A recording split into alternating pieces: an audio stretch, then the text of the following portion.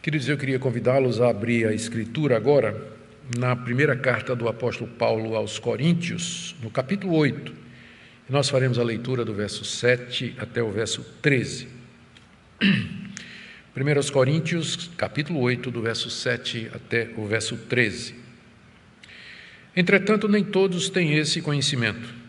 Alguns, acostumados até agora com o ídolo, ainda comem desses alimentos como se fossem sacrificados a ídolos, e a consciência destes, por ser fraca, vem a contaminar-se. Não é a comida que nos torna agradáveis a Deus, pois nada perderemos se não comermos e nada ganharemos se comermos. Mas tenham cuidado para que essa liberdade de vocês não venha de algum modo a ser tropeço para os fracos. Porque se alguém enxergar você que tem conhecimento sentado à mesa no templo de um ídolo, será que a consciência do que é fraco não vai ser induzida a participar de comidas sacrificadas a ídolos? E assim, por causa do conhecimento que você tem, perde-se o irmão fraco pelo qual Cristo morreu. E desse modo, pecando contra os irmãos, ferindo a consciência fraca que eles têm, é contra Cristo que vocês estão pecando. Por isso, se a comida serve de escândalo ao meu irmão, nunca mais comerei carne, para que não venha a escandalizá-lo. Até aqui a leitura da palavra de Deus. Queira o Senhor nos dar aquela iluminação necessária para compreender essa passagem da Escritura, da sua própria palavra. Nós iniciamos na segunda-feira passada mais uma divisão da carta aos Coríntios, dessa feita aqui, uma divisão compreendida pelos capítulos de 8 a 10, onde o apóstolo Paulo responde mais perguntas dos coríntios, e dessa feita sobre se era lícito ou não comer carne que havia sido oferecida aos ídolos nos inúmeros templos pagãos da cidade. Nós tentamos primeiro entender o problema, o que é que Paulo de fato está tratando aqui, qual era a pergunta dos coríntios. Lembramos que em Corinto havia muitos templos pagãos onde havia sacrifícios de animais num sistema bastante parecido com aquele que havia no judaísmo, de oferta de animais, sacrifício de animais no templo em Jerusalém. O problema era que a carne que era oferecida aos ídolos ali naqueles templos, ela podia ser enviada para o mercado e vendida nos açougues, e pessoas que compravam a carne talvez estariam comendo aquela comida que tinha sido ofertada a ídolos, ou a carne podia ser consumida lá no templo durante os festivais pagãos ou durante a oferenda que era feita pelo adorador, ou tinha ainda a possibilidade do adorador levar um pedaço daquela carne, daquele animal que foi oferecido, para sua casa, convidar os amigos e fazer uma churrascada. Ou seja, quem fosse comer carne na cidade de Corinto corria o risco de estar comendo carne de algum animal que tinha sido oferecido no ritual idólatra nos templos da cidade de Corinto. A pergunta, então, era se num ambiente desses, em que havia esse risco, se era permitido ou lícito ao cristão comer carne ou não, sabendo que havia o risco dele comer carne sacrificada aos ídolos. A igreja de Corinto havia se dividido em dois grupos. Havia o grupo chamado dos fortes, que achavam que, ou que já tinham o conhecimento mais completo e mais maduro de que aqueles ídolos nada eram, e que não existiam deuses, e que havia apenas um Deus e um Senhor, Deus o Pai, Criador de todas as coisas, e o Senhor Jesus Cristo. E de Deus provinha toda coisa boa, inclusive a carne, e que, portanto, com esse conhecimento, saindo do politeísmo para o monoteísmo, esses crentes de Corinto se sentiam livres, então, para comer carne em toda e qualquer situação, no templo, comprar no mercado ou comer na casa de um amigo pagão. Eles não tinham escrúpulos nenhum com relação a isso, porque eles tinham conhecimento de que aqueles deuses não eram reais e que a imagem não representava absolutamente nenhuma realidade, mas apenas uma criação da mentalidade humana pagã.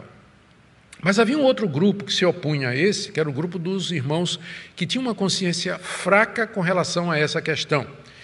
Eles não se sentiam à vontade para comer carne por conta do costume antigo, de que toda carne que eles comiam antes da conversão era um sacrifício a alguma divindade. E não tinham ainda amadurecido, ou o seu conhecimento a respeito desse ponto não havia ainda chegado ao ponto em que a consciência deles se sentia livre para comer carne. Portanto, eles preferiam não comer carne em lugar nenhum. O apóstolo Paulo, então, aborda essa questão trazendo 4 princípios aqui no capítulo 8. Nós vimos 2 deles na segunda-feira passada.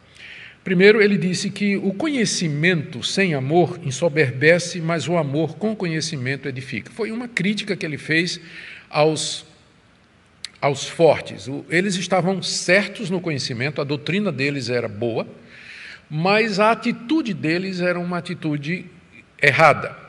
Eles estavam comendo nos templos, comendo carne sem nenhum cuidado e, com isso, sendo motivo de tropeço para os irmãos fracos. Eles estavam deixando que a liberdade deles acabasse, de alguma maneira, servindo de tropeço para outros irmãos. Então, Paulo diz que o conhecimento sem amor, ele não serve para nada. Ele tem que ser temperado com amor, senão ele pode virar uma atitude de soberba e de arrogância.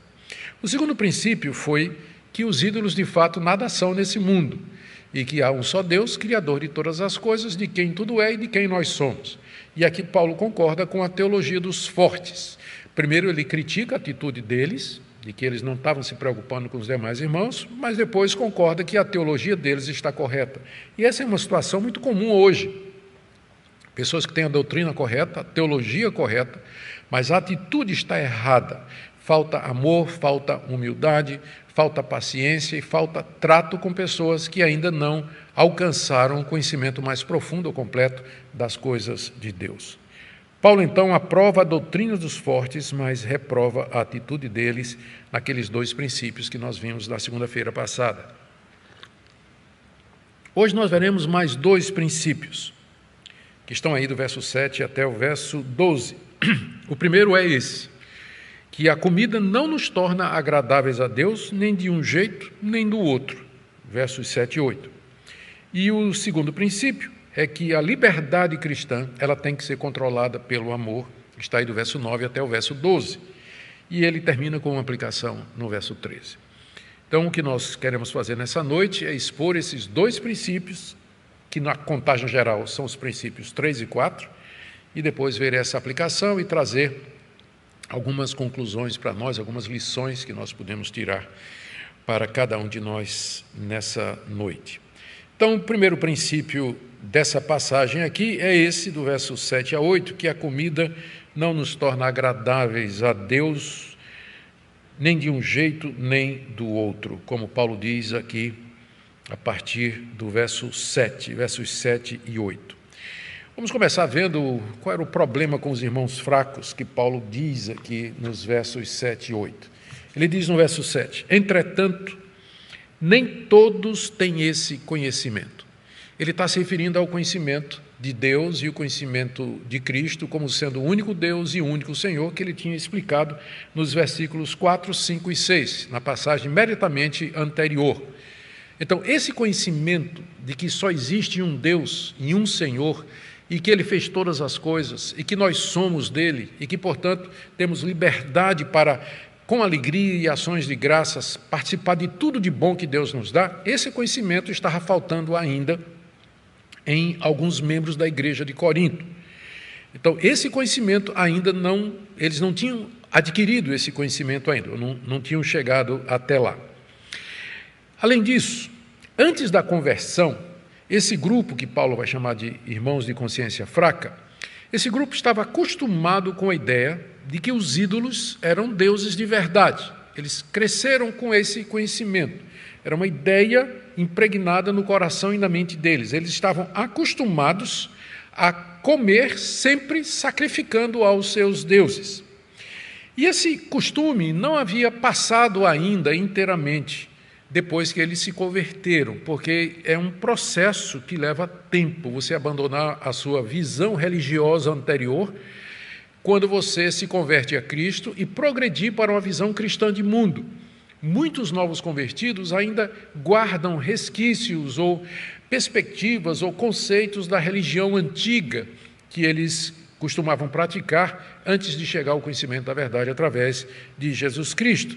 E aqui no caso, esses novos convertidos de Corinto, eles estavam tão acostumados com a ideia de que os ídolos eram deuses de verdade e que a carne tinha que ser sacrificada para eles, que ao comer carne, mesmo depois de cristãos, eles ainda sentiam como se eles estivessem fazendo um sacrifício idólatra, adorando deuses.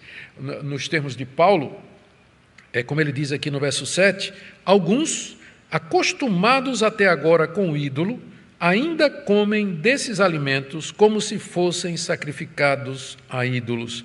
E o resultado é que a consciência deles, por ser fraca, vem a se contaminar.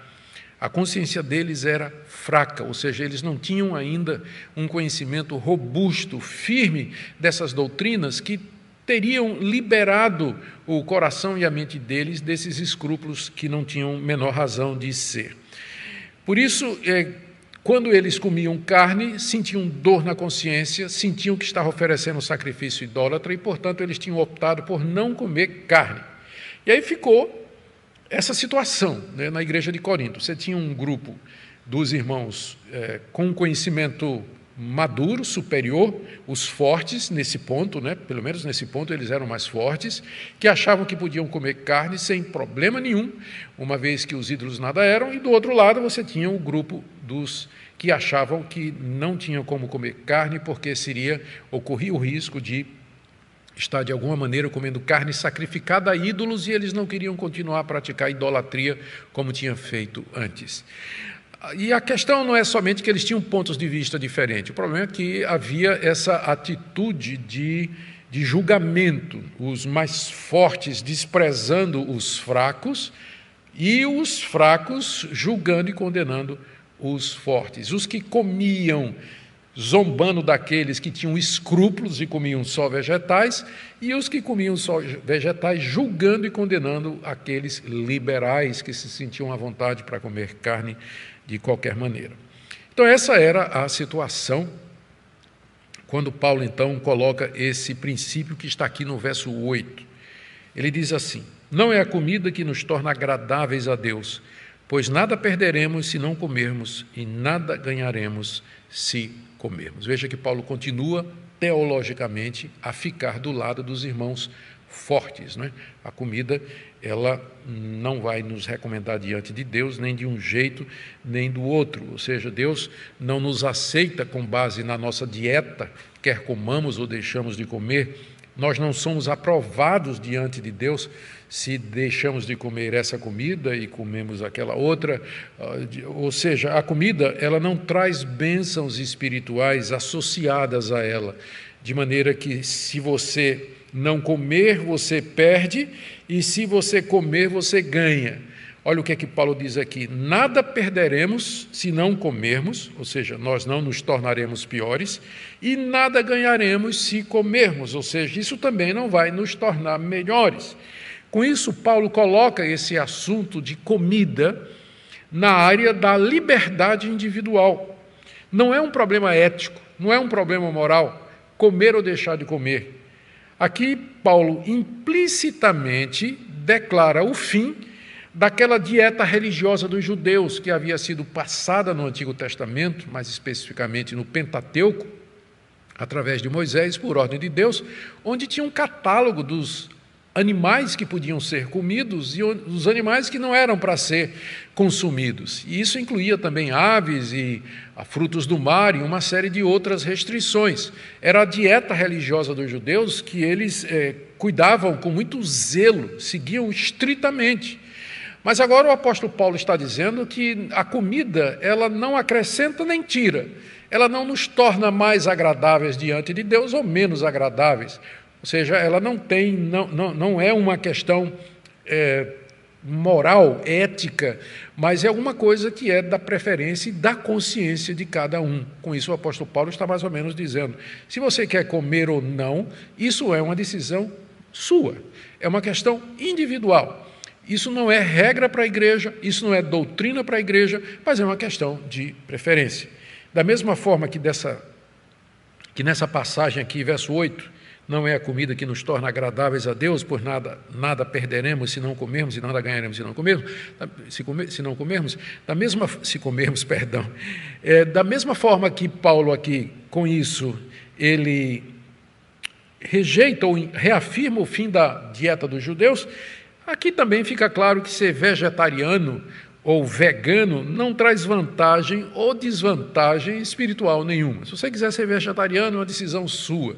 Você pode fazer isso à vontade, mas saiba que você não está, com isso, perdendo nada e nem ganhando nada diante de Deus. Da mesma forma, você que se sente à vontade para comer todo tipo de alimento, sem restrição nenhuma, também saiba que isso não vai acrescentar nada diante de Deus a seu favor e nem também seria demérito,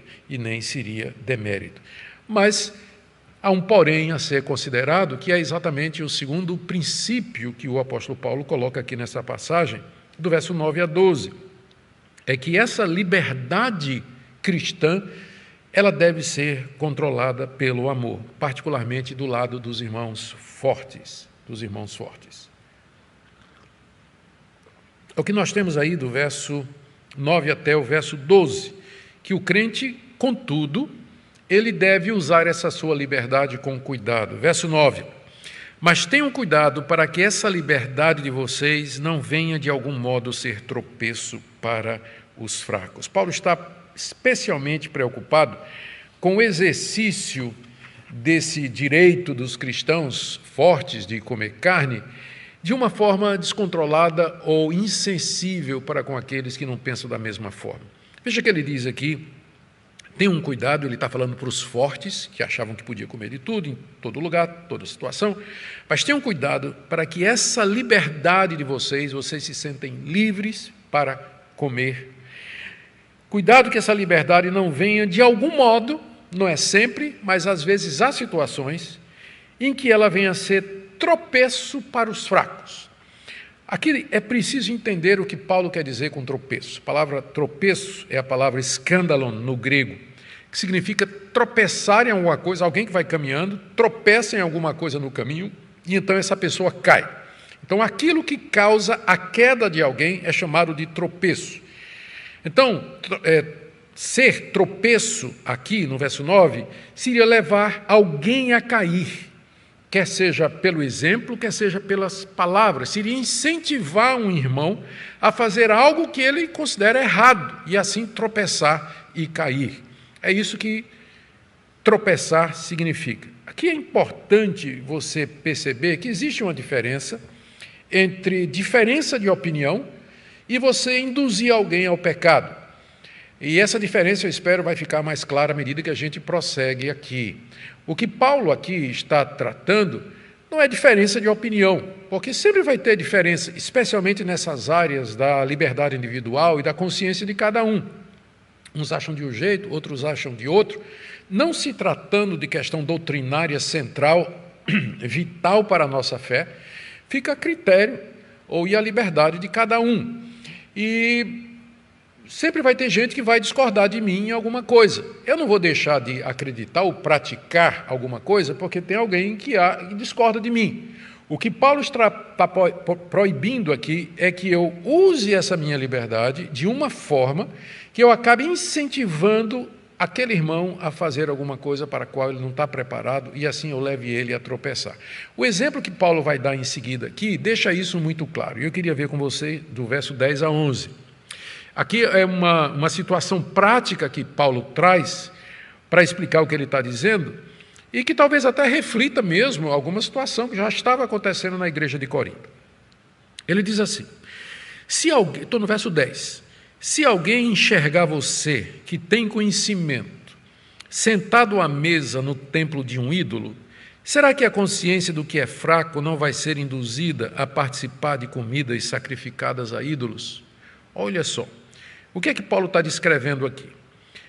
Um irmão forte, que tem conhecimento, que se sente livre para comer carne em toda e qualquer situação, ele vai a um templo pagão, ele já é crente, já sabe que aquele templo pagão nada representa, provavelmente a saída ao templo pagão é com amigos que o convidam, ele não iria sem nenhum motivo, né? Da mesma forma que a gente convida os amigos a virem à igreja e os amigos católicos nos convidam aí na igreja deles, por assim dizer. Então, esse irmão da igreja de Corinto, né, ele continuou a ter seus amigos e suas amizades. E eles convidam, vamos lá no templo da deusa Diana, vamos lá porque vai ter a iniciação lá do meu sobrinho, e nós vamos ter uma festa lá, e vamos matar um bezerro, vamos oferecer esse bezerro à deusa Diana, a deusa que também era a deusa de Éfeso, né, mas tinha templos em todo lugar, usando só como exemplo, Afrodite talvez fosse a deusa mais comum em Corinto. Vamos lá no templo da deusa Afrodite, participa conosco. E esse irmão forte, que sabe que não existe deusa Afrodite, né, que sabe que o ídolo lá não vale nada, ele se sente à vontade para ir. E vai lá e se senta com os seus amigos idólatras e ele lá participa lá da festividade. Ele come aquela carne, aquele animal que tinha sido oferecido àquela entidade pagã. E aí, mais adiante, o apóstolo Paulo vai condenar isso. Quando chegar no capítulo 10, o pensamento de Paulo sobre isso ele vai deixar muito claro. Mas, por enquanto, ele está apenas falando em termos gerais, de hipótese. Aí, o que acontece? Um irmão fraco nesse assunto, ele passa pelo templo da deusa Afrodite, e vê lá aquele irmão que tem um conhecimento, sentado à mesa, comendo da carne sacrificada a ídolo. Então, ele se sente encorajado a fazer a mesma coisa. Então, ele mesmo vai, ele mesmo senta ali, ele mesmo come aquela carne. O raciocínio é esse. Se esse irmão que tem esse conhecimento, esse irmão forte, ele se sente à vontade para comer, deve ser porque não é uma coisa errada. Então, ele se sente encorajado pelo exemplo e vai lá, se senta e ele come aquela carne sacrificada a ídolo. E o que é que acontece? Ele come como se estivesse oferecendo sacrifício a ídolo por conta do costume anterior.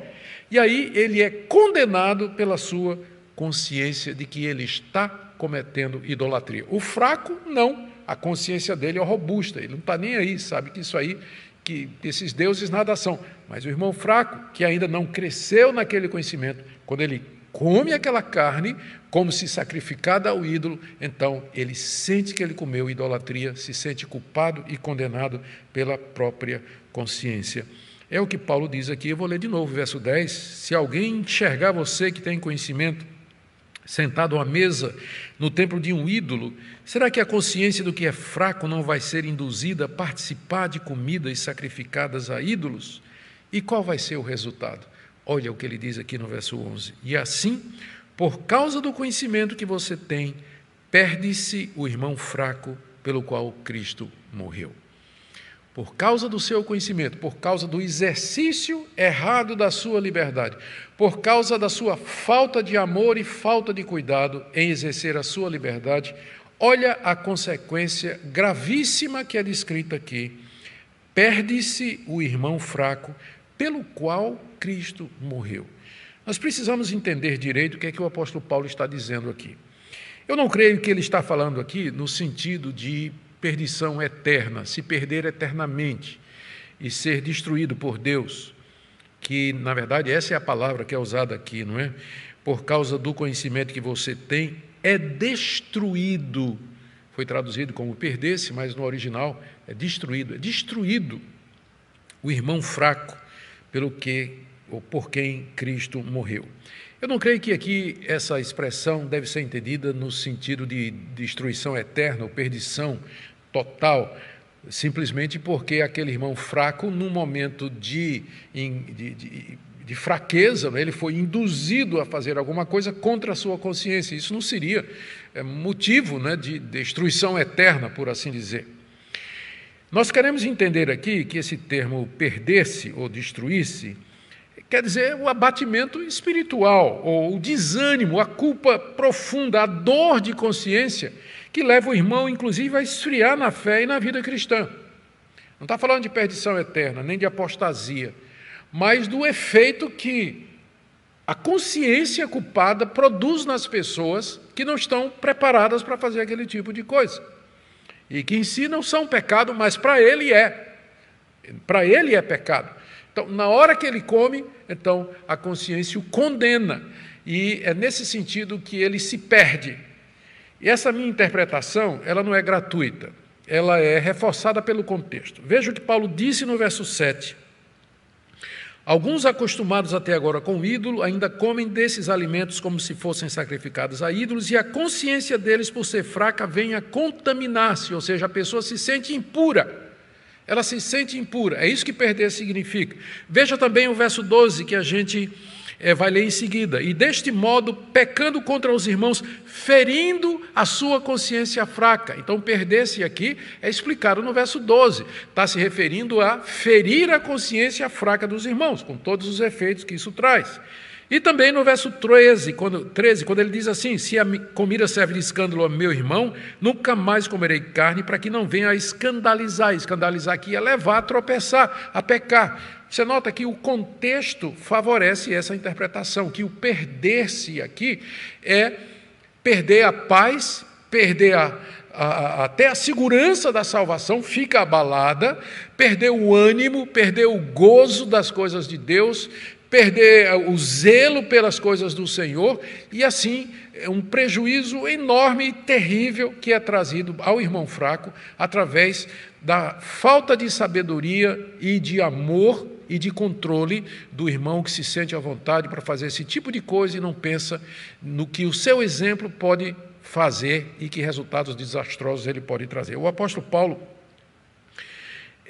aqui eu queria ler ainda, o apóstolo Paulo trata desse mesmo assunto em Romanos capítulo 14, e eu queria ler para você uma passagem lá que eu creio explica bem isso que eu estou dizendo aqui, que perder-se aqui não é perdição eterna, não é perder a salvação. É Romanos capítulo 14, no verso 15, o apóstolo Paulo diz assim: se o seu irmão fica triste por causa do que você come, você já não anda segundo o amor. Não faça perecer, é a mesma palavra lá de 1 Coríntios, não faça perecer por causa daquilo que você come, aquele por quem Cristo morreu. Está muito claro aqui no verso 15, nesse verso que eu acabei de ler, que fazer perecer é entristecer o irmão.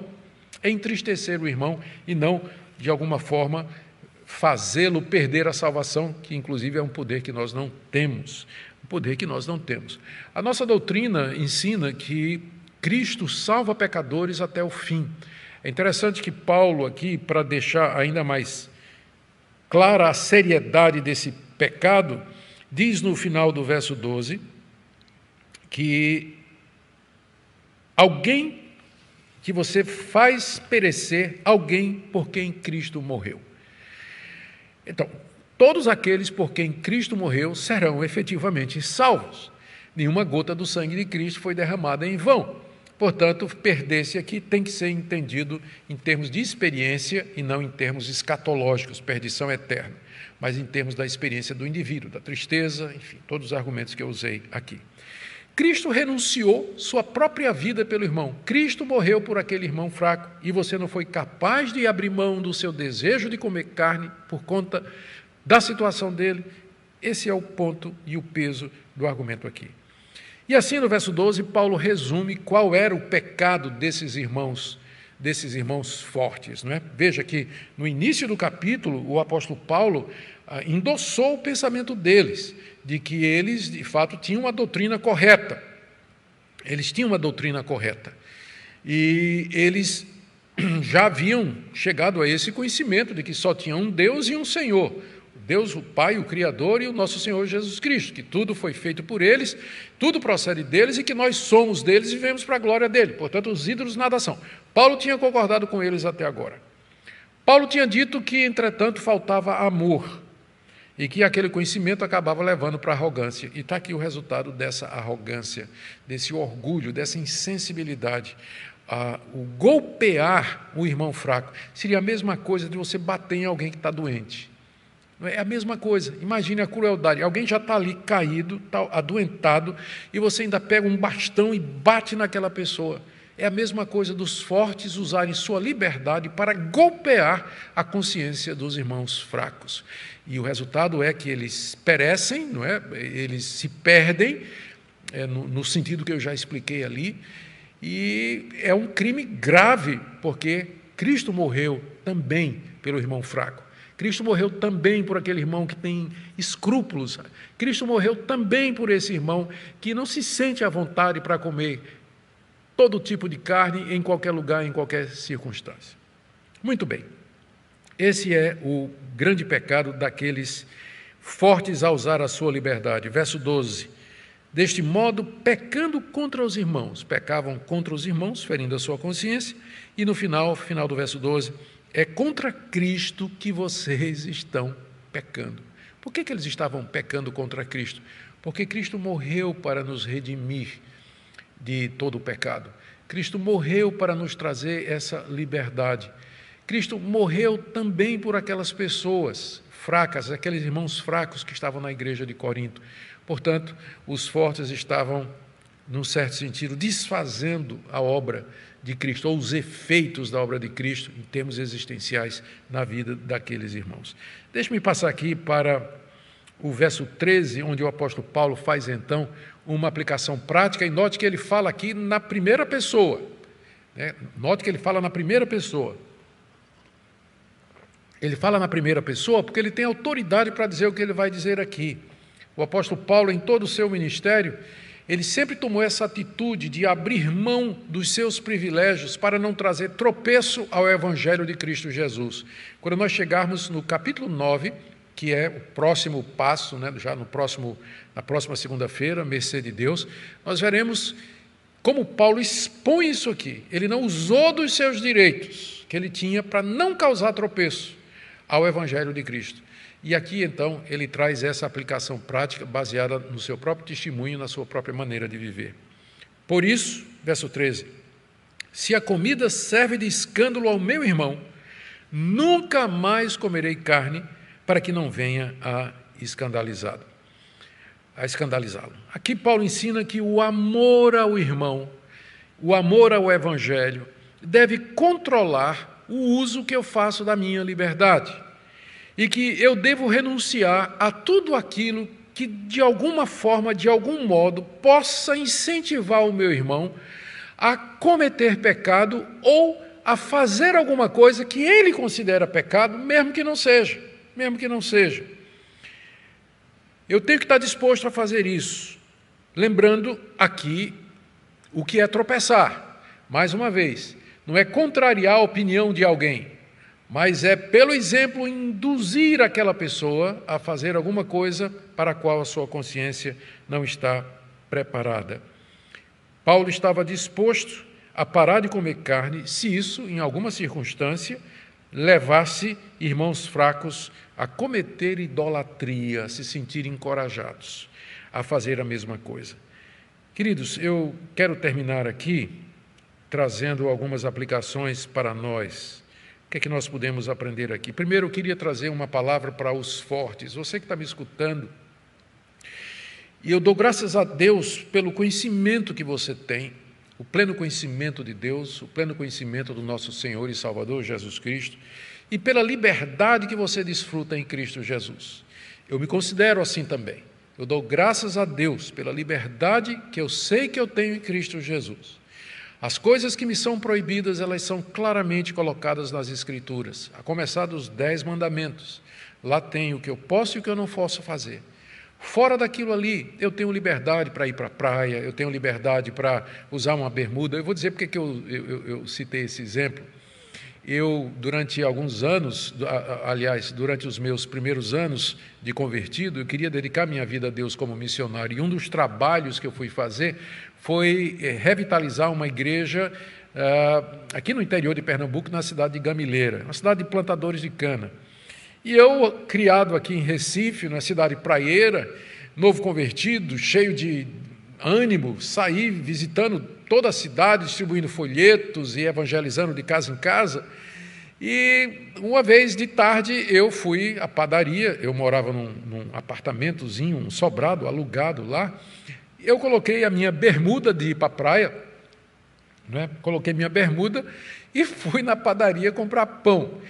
E foi a maior conversa, depois. Eu só ouvi dizer, olha, o pastor está de bermuda lá na padaria comprando pão. Para nós, cidade grande, isso quer dizer nada, mas no interior, há 40 anos atrás, isso era muita coisa, Então, quando eu soube, simplesmente parei de usar. É um direito, não tinha nada demais, a bermuda não era nem indecente, não é? Era uma bermuda composta, mas eu não queria servir de tropeço para ninguém.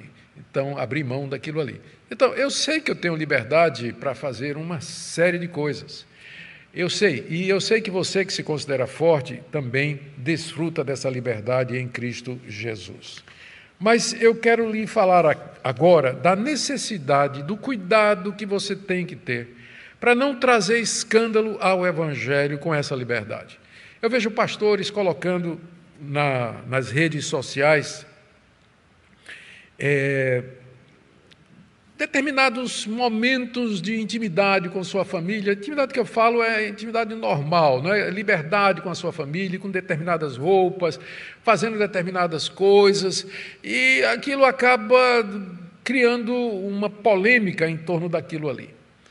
Então, eu peço a você que é forte, que tenha cuidado como você usa a sua liberdade. No Brasil, infelizmente, existe muito moralismo, existe muito legalismo, e nós não precisamos estar no meio dessa polêmica, não é? Criando polêmica com determinadas coisas. Tem pastores que fazem disso, inclusive, uma bandeira. Existe a necessidade de amarmos, sermos pacientes e respeitar os irmãos que têm a consciência fraca nesse particular.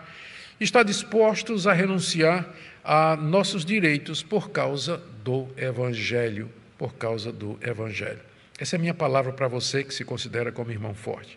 Mas também tem uma palavrinha para você, que eu falo aqui com todo respeito, eu estou usando a palavra que Paulo usa aqui no contexto, cuja consciência é fraca e que tem escrúpulos de comer determinados alimentos, de tomar determinadas bebidas, e que fica julgando e condenando aqueles que fazem.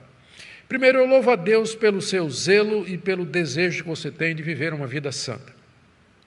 Mas, por outro lado, é preciso que você veja se esses escrúpulos, se essa resistência que você tem, ela tem fundamento bíblico. Tem fundamento bíblico você se abster de comer determinadas comidas? Hoje, para o cristão, Jesus não declarou que todos os alimentos são limpos? O apóstolo Paulo não declarou aqui que não é o alimento que vai nos recomendar diante de Deus? Então, de onde você está tirando esse, eu não posso comer isso, não posso comer isso, não posso comer isso, se o Senhor Jesus já declarou que estas coisas estão liberadas? Eu sei que você está perguntando aí sobre, dizendo a questão do sangue, por exemplo. Eu não vejo nenhuma restrição no Novo Testamento. No livro de Atos, capítulo 15, aquela decisão do Concílio de Jerusalém tinha a ver em que base, é exatamente isso aqui, em que base os gentios que se sentiam à vontade para comer carne de animal com sangue, poderiam sentar à mesa com os judeus que tinham escrúpulos de comer carne com sangue. Então, os gentios tinham que se abster disso em contextos onde haveria judeus que consideravam aquilo como sendo pecaminoso. Então, eu diria a mesma coisa. Se num ambiente num contexto onde pessoas há que consideram que o comer sangue é pecado, e você não considera, e eu penso que não existe nada na Bíblia que agora proíba mais, entretanto, eu abriria mão de comer uma galinha cabidela, não é? Ou qualquer outra comida assim que envolva sangue, na presença de irmãos que teriam dificuldade com aquilo ali. Mas eu entendo que não há mais nada na Escritura que restrinja qualquer tipo de alimentação. Nada. Não só o Senhor Jesus declarou puros todos os alimentos, como também o apóstolo Paulo aqui fala que a comida ela não representa vantagem ou desvantagem alguma diante de Deus. Então, eu queria que você examinasse qual o fundamento para esse escrúpulo, né, que você tem. E também você precisa de humildade para não julgar quem discorda e se sente livre. Porque essa é a pior coisa. Você acha que está sendo santo, está sendo zeloso, está sendo espiritual, piedoso, deixando de comer certas coisas e fica condenando os irmãos que se sentem à vontade para comer e dá graças a Deus. E dá graças a Deus. Não é uma questão doutrinária, é uma questão de consciência e de liberdade cristã. Não quer comer? Não coma, mas não julgue aqueles irmãos que se sentem à vontade para fazer isso. Você precisa de sabedoria para entender que os seus escrúpulos não podem guiar a agenda ética e moral da igreja. Deixa eu voltar aqui àquele assunto. Eu espero que vocês entenderam qual é a diferença entre ser pedra de tropeço e discordar de uma opinião. Se eu for deixar de exercer a minha liberdade cristã, porque tem irmãos que acham que eu não posso ir para a praia, eu não posso ter barba, eu não posso vir de calça jeans e camisa para a igreja, eu tenho de vir de paletó, eu não posso comer carne onde tem sangue, eu não posso tomar um cálice de vinho. Se eu for deixar de usar a minha liberdade, porque essas pessoas pensam diferente, a igreja vai virar uma seita. Nós não podemos deixar a ética dos fracos guiar a ética, o código moral da igreja, porque vai virar seita. Então, os irmãos fortes precisam ter cuidado como eles usam a liberdade, mas os fracos precisam ser exortados e orientados a se fortalecer em Cristo. E negar-se apenas aquilo que a Bíblia diz que é pecado. Nós não precisamos criar leis que a Bíblia não criou. Nós não precisamos colocar sobre as costas dos irmãos um fardo que a Bíblia não coloca. Essa é a palavra, então, que eu daria, e finalmente para todos nós, fracos e fortes. Eu sei que não vai ter ninguém achando que é fraco, não é? Nessa pregação. Mas é vocês que me ouvem.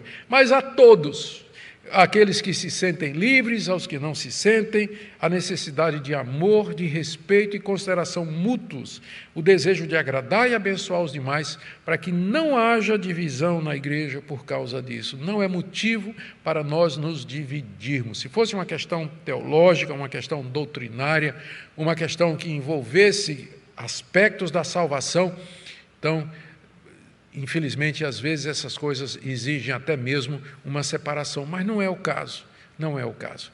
Espero que essa palavra nessa noite ajude você a entender melhor essa questão. Eu sei que ela é muito ampla, né? Eu sei que tem um monte de perguntas. Se eu abrisse para pergunta, eu já sei. Tatuagem, balinha de Cosme e Damião, brinco e por aí vai, né? Faça a sua aplicação dos princípios que nós colocamos aqui, e sirva a Deus com a consciência tranquila, em paz, orando pelos irmãos e vivendo em união naquelas coisas que são secundárias. Vamos orar?